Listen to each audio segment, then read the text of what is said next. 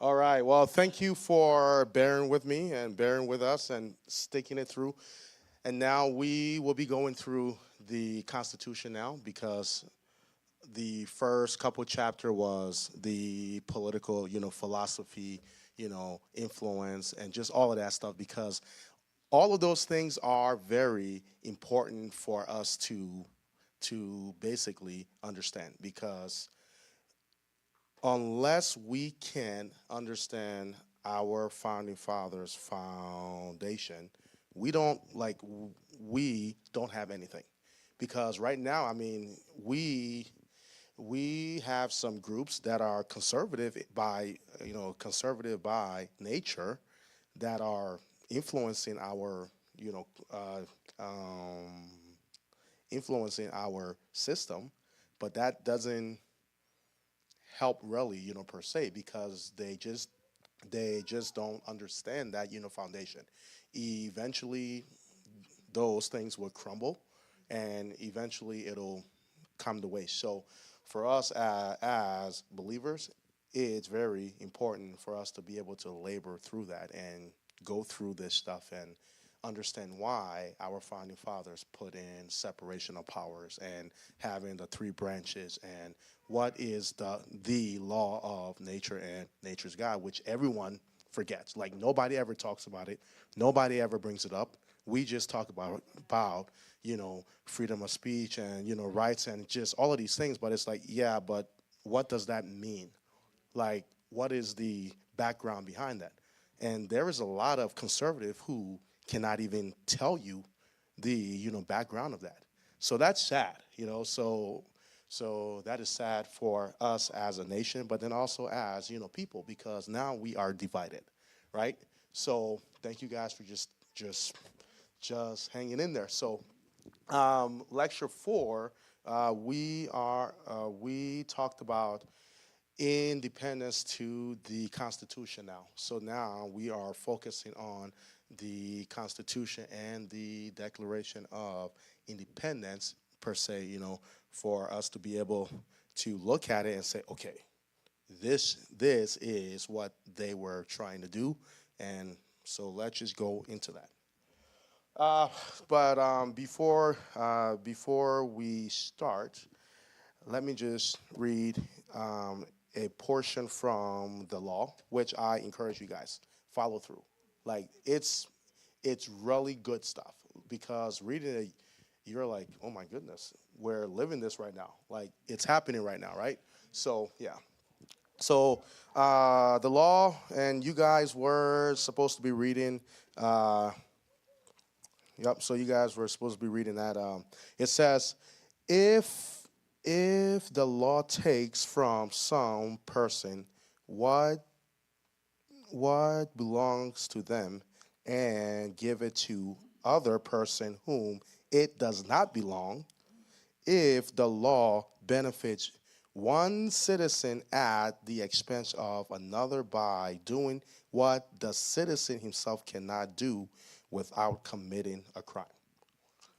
So we have literal legal crime going on per se. If if that is such a thing, right? It's legal crime, and but one of the main arguments that I get is they are trying to help. They are trying to help by breaking a law and doing something illegal.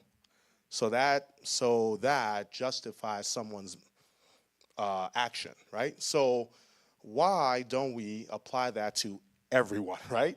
And let's see how that's going to work. So why is it okay for our public figures to be exemplifying something like that? But I think it goes back to our founding fathers understanding the heart and the nature of man, understanding that man is prone to sin, and they are prone to, to everything wicked, and government is supposed to be that restraining force, and the government's supposed to have jurisdictions, right? and the family has, jurisdictions, and all of us are supposed to stay within our boundaries. But now we all can see that that is all corrupted now, right? Even by just hearing, Sabrina, talk about the, CPA and just all of these things, it's all corrupted, right? Okay, so for us, within this class, so far, if you don't get anything so far, I just want you to just understand a couple things, all right? So you need to understand and read the Declaration of Independence, and it talks about those. It it talks about the 19, grievances. Just read it, because those things get people moving. All right, it gets people, into conversations, and you can use that to get into those, conversations. But then also get familiar with the law of nature, nature's God, which is just simple as the Bible and our conscience, right? That is how all of our laws are supposed to be filtered. The laws are supposed to be filtered through that, through that.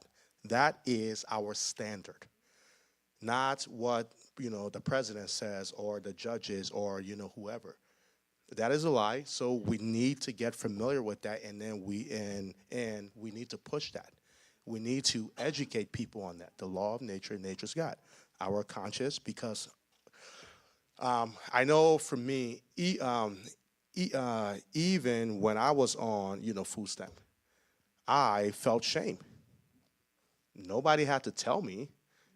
Naturally, I felt shame, but I justified it by I'm helping my family. Like my sin nature was fighting, that, right? So reminding that, because we need to have a moral and upright society for our country to work. And if we are not pushing that within our public life, but then also the public life, that also affects our private life, right? So it is important that our public figures are held to a very high stage. They are held accountable. There we go. All right. So the other phrase, the other key is Article 1, Section 1. You read that. All legislative process, all legislation is vested in who? Congress, the House, and the Senate. All means all. All means all. It's not through the president executive orders. It's not through the judge's opinion, right? It's not through that. They were very clear. All, remind people, all legislation is supposed to be done through Congress. And most people think the president is the most powerful man, the stroke of a pen, right? Review now. All right? Article 1, Section 1. Okay, remind people of that. All legislation is done through Congress. Article 1, Section 8, the 17th clause. Just write that down. If you want to know the government's role, there it is right there. Article 1, Section 8, 17th clause. And then in Chapter 5, they are going to talk more about that. All right? That's it, the government role. If you have any question about, can they do this? Article 1, Section 8, 17th clause. Share that with your family and friends. What was that? I'm sorry. Oh, okay, I'm sorry. Mine is so different from you guys. I have my book. Let me show that to you. Oh, it's right here. So,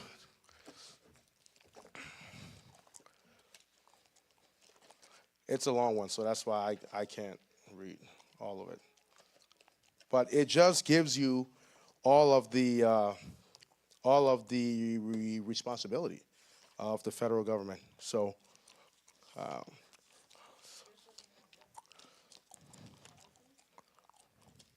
Article 1, Section 8. Oh, it says, so it says, Congress shall have the power to lay taxes, collect duties, impose exercise to pay the debt. Number 2, borrow money. 3, regulate commerce. Number 4, establish an uniform rule of naturalization, not immigration, by the way. There you go. All right, and then it goes all the way down. 18 clause. I'm sorry, 18 clause. Yes, sir. Mike. Okay. Does Congress have the privilege to fund or not fund all these new IRS agents? I thought the House could do that, and we're discussing whether they should do that or not. Okay. So we are talking about taxes, right? So that's what we are talking about, taxes. So let's go to Article 1, Section 8, number 1, right? It says, Congress shall have the power to lay on, collect taxes, duties imposed to the exercise of debt, and to provide for the common defense and general welfare of the United States. Right? What does that say about IRS, though?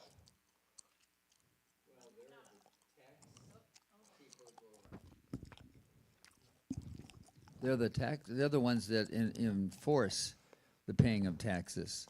So I would think the legislature would have that power to fund them or not fund them. Okay.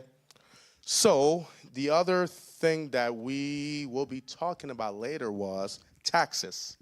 How Congress was to collect taxes, because this became an issue in our email 4.2 when it came to slaves.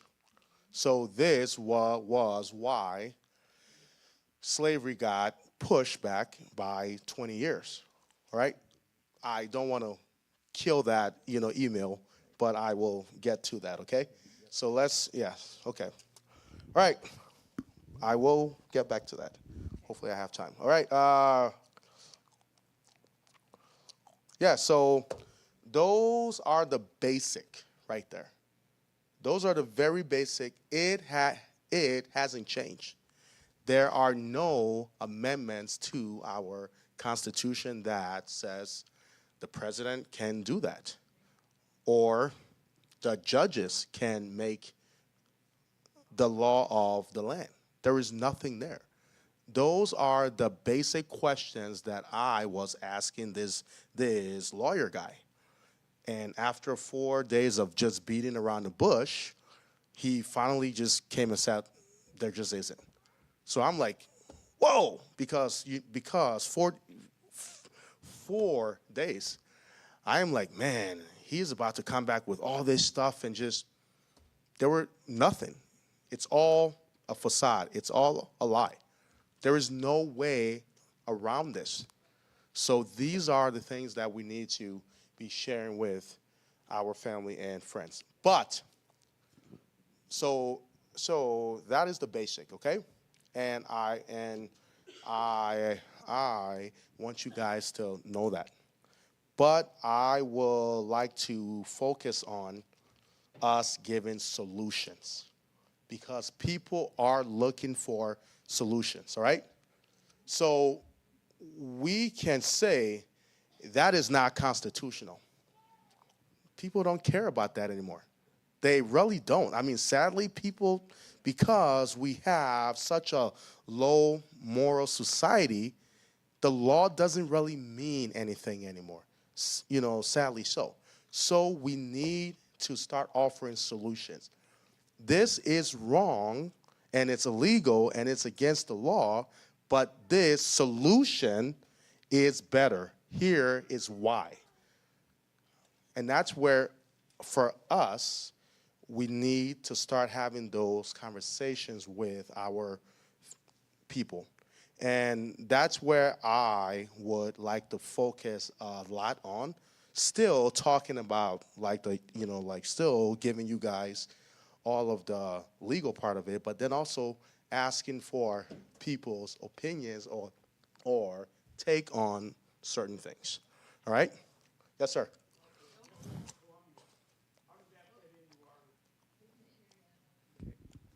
The District of Columbia, how does that fit into our Constitution?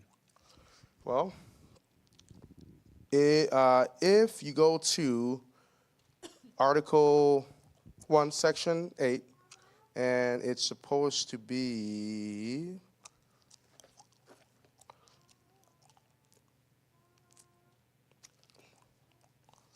I literally had this written down before because I have had this question. So, money in foreign nation, naturalization, counterfeit the progress science, which is weird. To define punish practices, to declare war on marquee, to raise support armies. Money should provide the Navy, the rules provide. I will have to come back to that. I cannot remember offhand. It was a question that someone asked, and I was able to show them. So yes, I will have to come back to that. Is If you the have something District else. of Columbia a sovereign country? How can we have a sovereign country within our country? Right, We can't. right. Go ahead. Then why do we? Why do we? So these are the questions that we're all trying to understand. So either someone's lying to us, right? Because it's not here when I can find it, by the way, okay? Right? So why do we? Why is healthcare and, why is all of these things here? Because part of it is because we let it happen. We just do. I mean, I honestly wish I can give you some answer that will satisfy your, question, but it's because of ignorance and people just don't have enough fortitude to take action. Yeah. But taking action requires work, effort, organization, and united. We aren't as united as we used to be. Yeah. Because now we have information and everything is so easily accessible to make us divide, we just wouldn't be able to just be equipped to even do that. So go ahead. What you're mentioning right now is what's happening in St. Paul, and we see it happening. We see that it's unconstitutional. We see it's wrong. Yeah. But you're right. I mean, we don't have the organization to come together. I mean, there's so many of us that see how bad this is going to be. It'd Okay. be easier to stop it now than to wait until it's all passed and then have to try to get it out.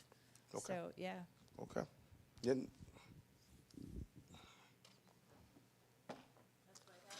I wish I could give you the answer that you're wanting, but that is the frustration I think that we're all feeling and understanding is that why are these things happening?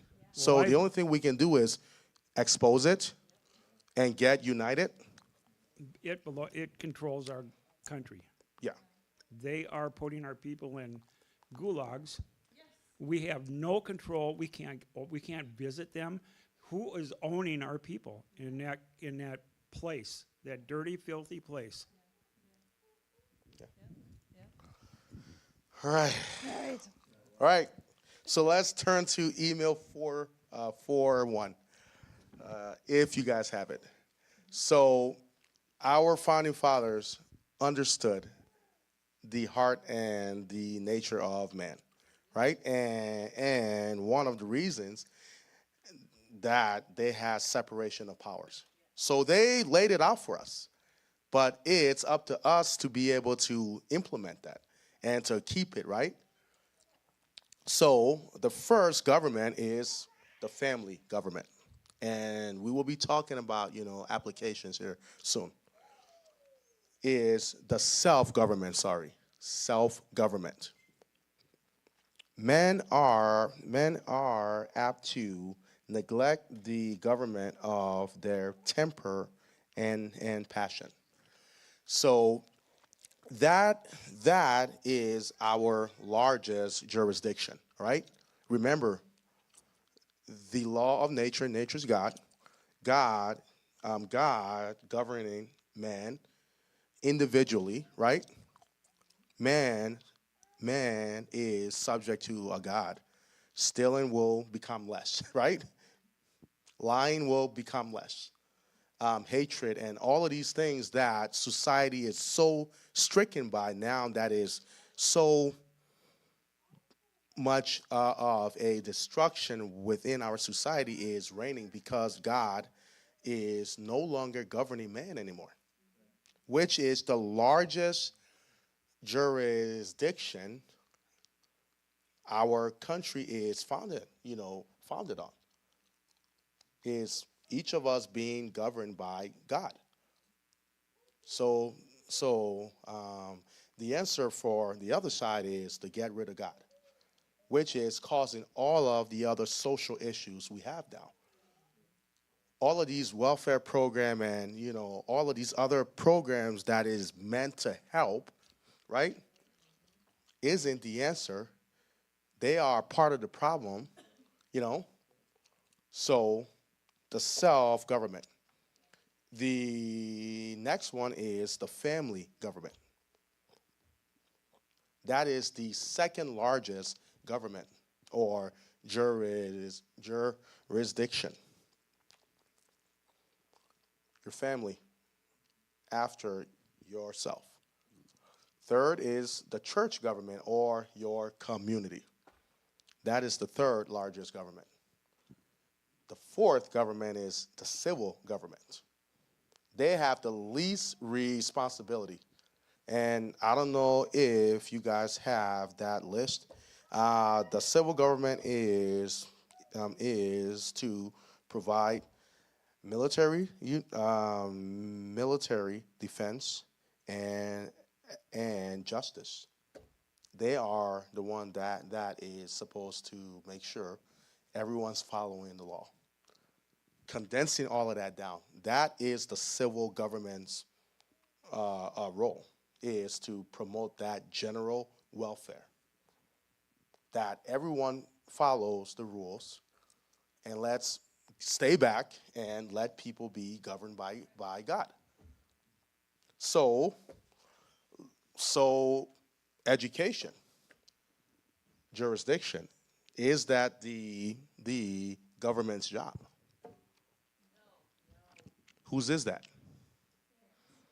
Okay, so someone right now, a single mom who wants to follow the Constitution and says, look, I would like to follow the Constitution and not support public education, but I can't because I have to work. So obviously you guys know that it's not constitutional. What will your solution be for her? It's easy that people can say that it's not yet. So go ahead, Mike. Haven, where's she at? Haven, she's slacking. I said the hope would be the church and the community governments would step in at that point. But at this point, we're not. Pete Hegseth wrote a book called The Battle for the American Mind, and he says the solution for the schools is classical Christian schools, because the schools have stopped, mainstream public schools have stopped teaching the classics, and we've got a good one in Cambridge. The Cambridge Christian School is a classical Christian school, And if enough people start those, and they're starting up by the thousands all over the country, that's going to put a crimp on public education and all this bad stuff they're doing. Can you go a little bit deeper into your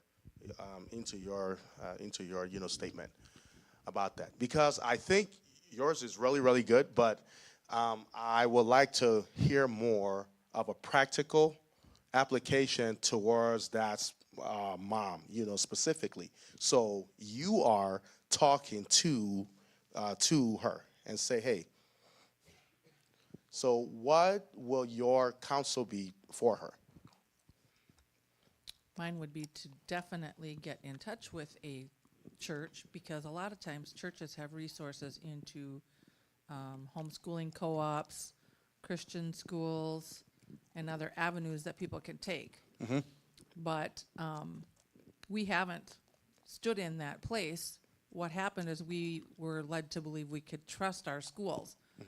So parents decided they could have two incomes, trust the school to take care of their children, and now how do you back out of that? How do you back out of that two-income family that we live in now? I mean, that's just the way we live. Yep. And so the grandparents and the churches and all of us need to be stepping up into that gap. But getting it started, that's a tough thing. I mean, my husband and I are grandparents, but we both still work full-time. Yep. So how do you step into that gap? I don't know. Yeah. But we should be. Hey, my love, do you want to share our story about that?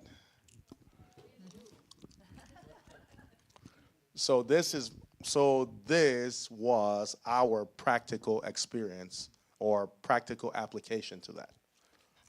So we got married really young and had our first kids. I was still in my teens. So we knew from the beginning that we wanted me to stay home with the kids. So he had to work 3 jobs just to make, like, we lived in a 1-bedroom apartment. It wasn't Section 8, but it was Section 42, so it was like discounted rent.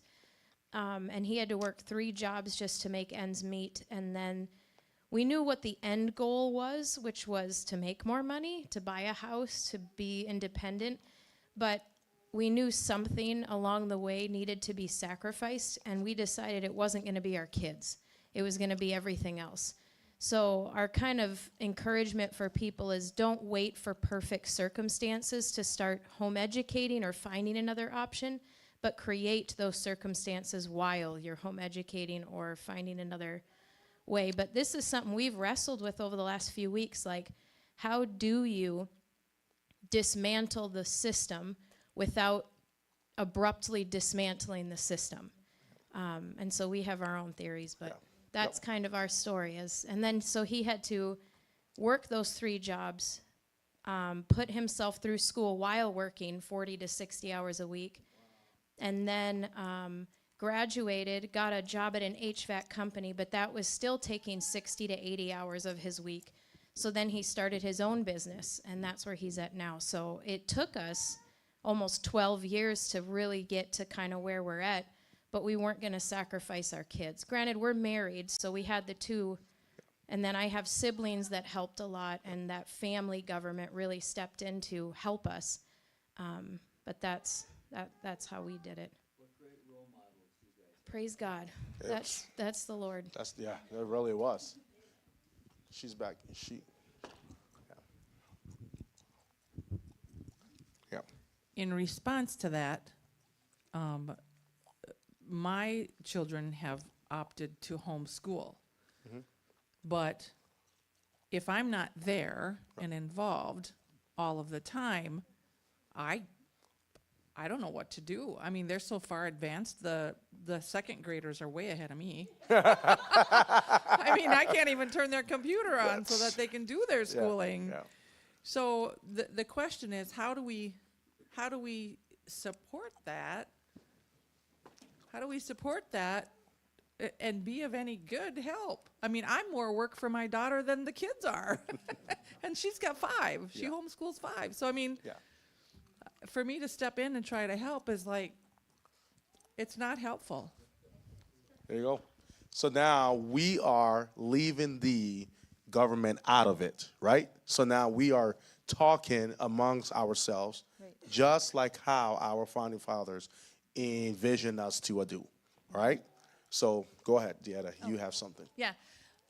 When I was homeschooling, I had to work part-time. So I think I worked no less than 25 hours a week. So on the days that I had to work, I had my mom or my aunt watching the kids. So you have to, like, I do all the hard work with them while I have them. And then I do, like, reading, easy math, the easier stuff when they went to grandma's house or aunt's house. So that's what I would recommend if she's having you watch them, kind of interweave it like that. So, and we would spend like extra time in the hard stuff, and I would save the easy stuff like reading and stuff like that for when they went away. Yep. You can do history. You can do like math, facts, that type of thing. Save the easy stuff for grandma. This doesn't answer that question, but as a former teacher, in my retirement, I have homeschooled kids. And I homeschooled this one family with 3 different books, Old Yeller, Where the Red Fern Grows, and Island of the Blue Dolphins. I still have, as a teacher, I keep some of my stuff, kind of like Joe Biden's got a bunch of stuff he's kept. So, but this is good stuff. This is not classified or anything. Yep. And it's anyway. So I've got Old Yeller worksheets, and this is the best book for 7th graders that any 7th grader could read, because it's during the time of the Great Cattle Drive and all that stuff, and there's history mixed in with it. I've still got all those worksheets, and there are multiple choice questions, fill in, and essay where they have to write complete sentences. So I'm willing to share that with someone, and they can make copies and stuff. I also looked up, Alex, history book, because like you said, you don't always want to be against. How about being pro? So I looked up for a history book, and I found a book called Land of Hope, Invitation to the Great American Story. I read that book. It's an awesome history book. It's teaching history like it should. It gives all the facts and details. It doesn't do any indoctrination. I don't know how to get that message out there, but that is a great book that should be taught in schools. Yep.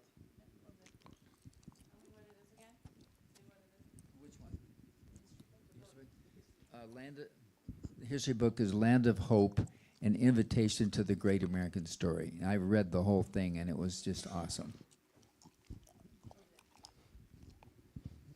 I got a quite different kind of a question. Our rights are to have freedom of travel. If we don't have a driver's license, you go in front of a court and you say, you can't restrain me from being able to go anywheres. I guess my point is the government keeps throwing things like new rules involved to take away our rights. You can have a gun, but you can't have a bullet. You can have this and you can't have that. You're allowed to go here, but not there. We got COVID, you'd have to stay home because we told you to. Yep. Our rights are being whittled down slowly all the time. If you were going to court, you should be able to go up and say, it's unconstitutional. And the judge should be able to, you should not be imprisoned. Okay.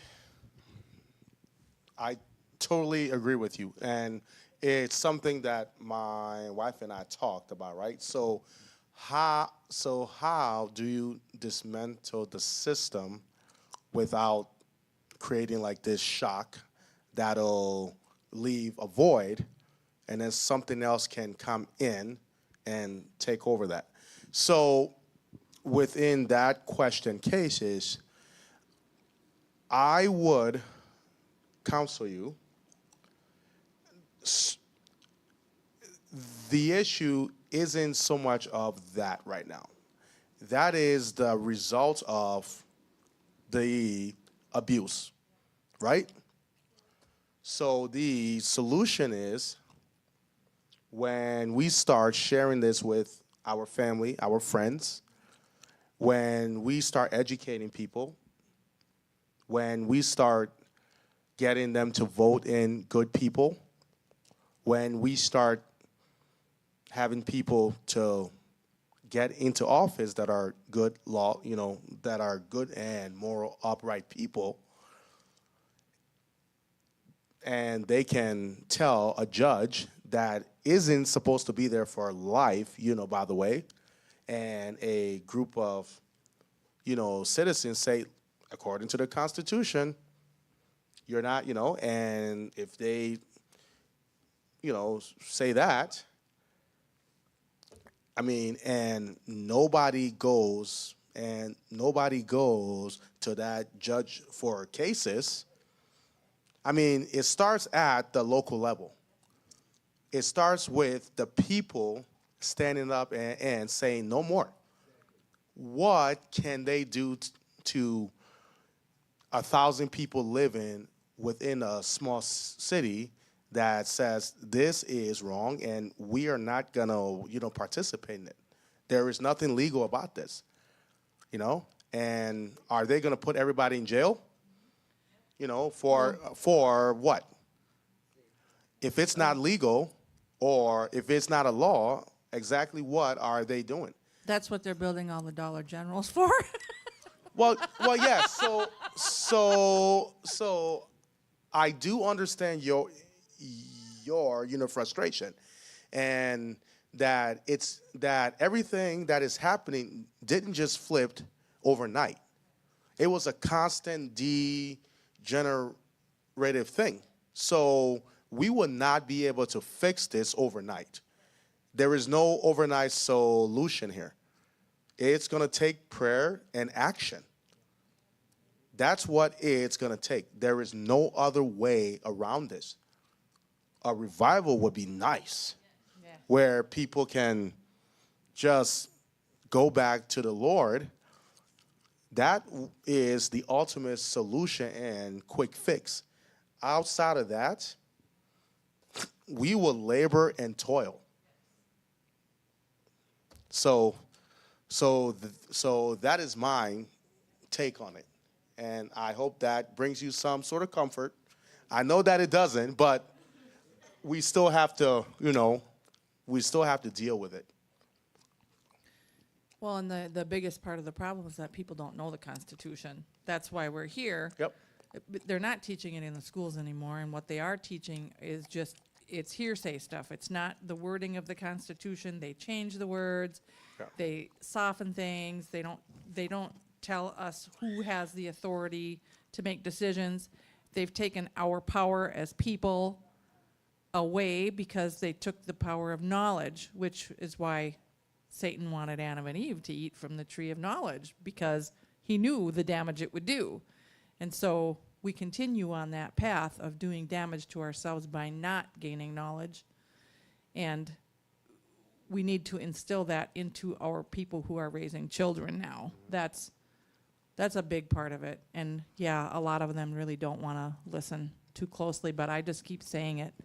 You need to teach the kids the Constitution, but Yep. but they're like, they're learning it, But I know what they're learning is maybe not all truth. So I just keep telling my own children, teach your children, teach your children. So what you said is really, really good. It goes back to, is that control, right? Obviously, we have our government controlling us, and they control us in really 5 specific fields. They control us in information. What is it, 6? Name them all, because she's pretty good at. Go ahead. We were having a conversation about this, so. Media. Media. Information that we're fed. Yep. Healthcare. Healthcare. Our food system. Our education system. What were the other ones? Finance. Finance, yep. Banking.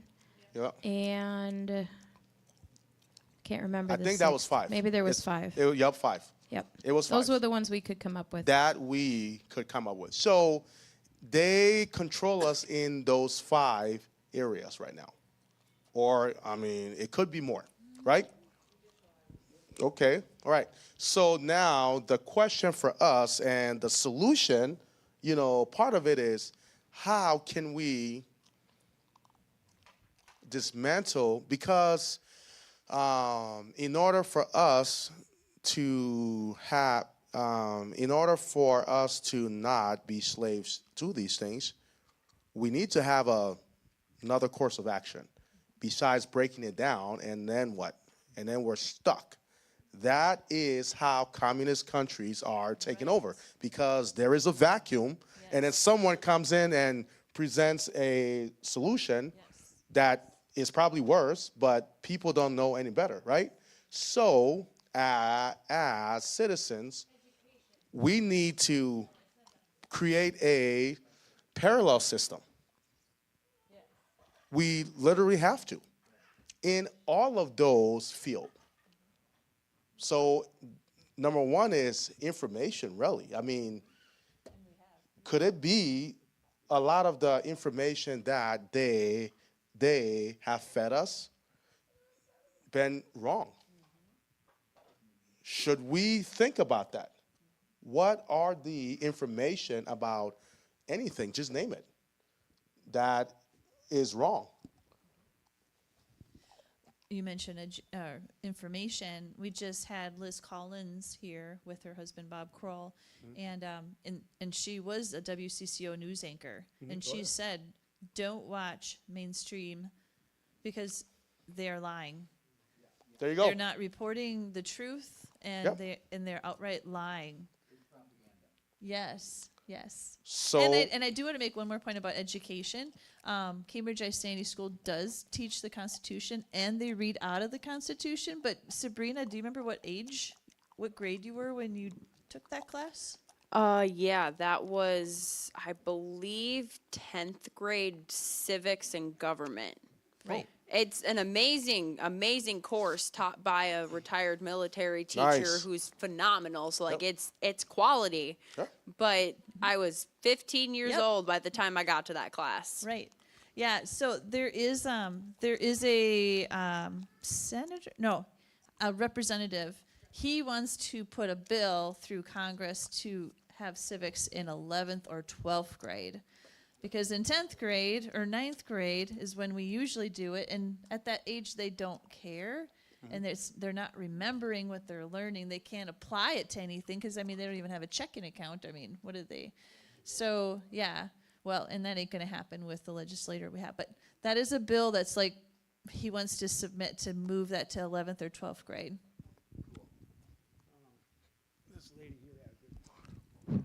okay. Civics is not always a required course. And neither is government. And so our students, even in the 10th grade, are not choosing to take civics and government because that's not an interest. And we're the ones that should be forming the interest in it. Yep. But so far we have not. So the whole goal is, first of all, to form an interest in it. And what does Mary say? To make true change, you need 3 things. You need new information, permission. I always forget the third one. Safety. And safety. So I think people wait to make change until those 3 things line up. And I think we kind of have to stop waiting. I think we need to make those things happen. And that hopefully will forge us forward. Again, thanks, Alex, for coming and bringing your family. It's a real encouragement to see your whole family here, too. So I'm just saying, I'm looking forward to hearing what can we do, not what we're against, but what are the positive steps we're going to take. I'm looking to discuss that and hear you talk about these different areas. About a specific. Okay, so let's take the information, about creating a parallel system. That is what we can do. When it comes to whether it's education, we can we can create a co-op with other, retired teachers that loves teaching, that love our country, that loves our values, and you can implement that. Reach out to other homeschool families and say, hey, I am a retired, teacher who loves the Constitution, and win them over. Create some kind of a co-op. Get people interested in that, because now they aren't thinking about the other option. So those are the things that we can be doing with our giftings. Obviously, you are a teacher, and you have a gift, and you have a calling. So use that. I will call one of my homeschool teacher friends. There you go. Just start something. Just start something going and get encouraged, because the Lord is the one who's going to bless that. You just have to be faithful in just showing up. Right? The Oh, other Todd is. Sorry, Todd is. the other thing is that so in March, whatever the date is, we have Twyla Twyla Brace. Twyla Brace. Yep. She will be coming to talk about also setting up something for healthcare. Yep. Parallel system with healthcare. And that is something that is also, we have been able to work with a telehealth medicine person and support them, because they work, it's a doctor, we got two people that we can actually call on, that they can actually, you can get prescriptions and do over the phone, and it's because they have lost their job because they didn't take the vaccine that they have done this. So the big thing is when you find these things out, is support them. And and it's just like what we talked about on Friday night with Alpha Media, with Alpha News. Yep. Support them. Yeah. Give your money to them. That is that's what the left does a lot, is they will support. If you got Star Tribune, get rid of it. Yeah. I don't care if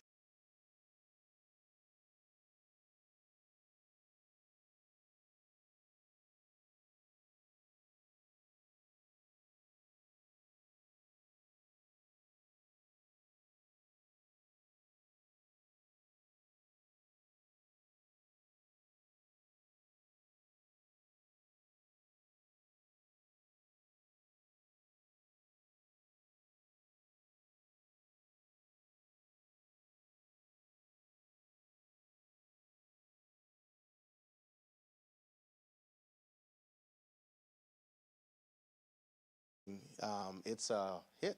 So how do you? So obviously, that is a parallel system. That we can create information about all about the healthcare stuff that we have been told. Are those also things that we need to question? About our health. Those are some of the things that we need to consider. Is taking pills always the answer? So those are like the information, right? Information is always one of the things that we need to just take in, and the parallel system, could be changing your diet. Because obviously we know that diet has a lot to do with health, and eating differently, and looking at other ways of getting healthy. So those are the what we can do versus just stopping and putting a shock into that system. We can start implementing these things now, and the system can, while it's going bankrupt, and nobody's and nobody's participating in it. Now, when we have to switch, now we're done. I think it was the other guy over here. He was. Couple words, conventions of states. We will talk about that. I have a personal opinion about that. That is in lecture 7. So if you can just hold off, I just gotta don't keep want to coming get back. too out, out there. So let's stay focused. I will trust me. We will get on that. We will get on that. Yes, Okay, this is on the topic. My daughter is in a Christian healthcare program. that's where we're at.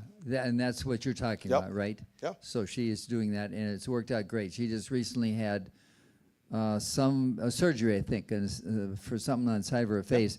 And the healthcare, and this is where you just pay in. Everyone pays Yep. into a big pot and so Yep. forth, and it worked. Yeah. Oh yeah. It paid for her Yeah. whole healthcare thing. So Yep. she's doing that. Perfect. That is what you can do. My wife we have a story on that. So, Oh, I wasn't going to share. oh, that. go ahead. Yeah, we have that too. Yes. But like the healthcare, you think about, we're on, it's called Samaritan Ministries. Samaritan Ministries. So we got on it actually when our girls were 2, and months later, our daughter ended up with a bleeding disorder. Literally. And like, so we put that to the test, like hundreds and thousands of it was bills almost 200,000 covered. And so Almost we have not, $200,000. we will stay with Yeah. Samaritan Ministries. Yeah. But the other thing to think about is then you're not stuck in a network. Yeah. And then your money can go to support functional medicine doctors or chiropractors or people who also aren't funding the big system of medical care.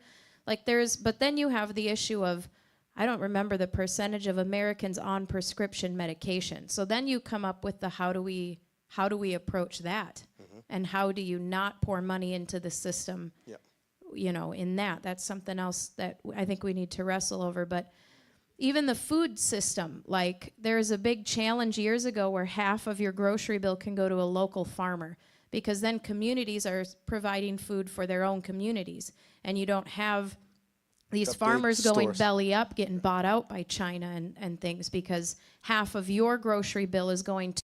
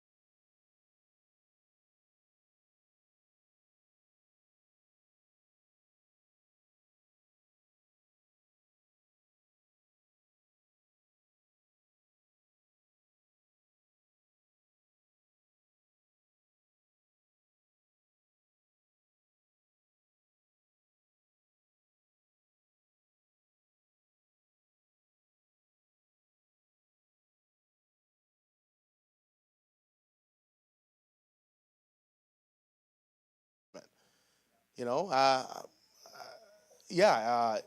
This is a road that is long, but no one else is equipped to handle this except us as believers and Christians. No one has the patience. No one has the long suffering. Oh, believe me, I'm suffering, man. Long suffering. No one else does.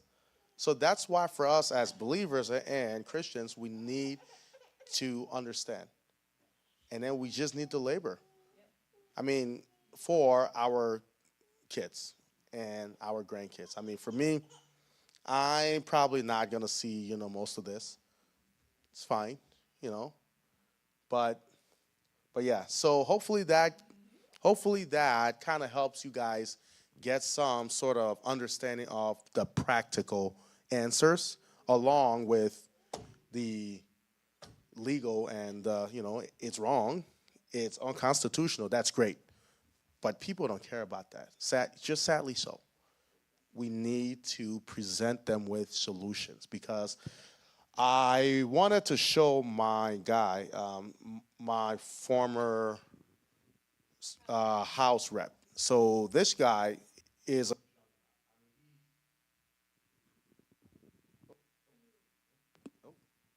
Oh, I mean, he is, yeah, him. So he is a juggernaut. I mean, this guy literally every week he puts out his Newsweek stuff.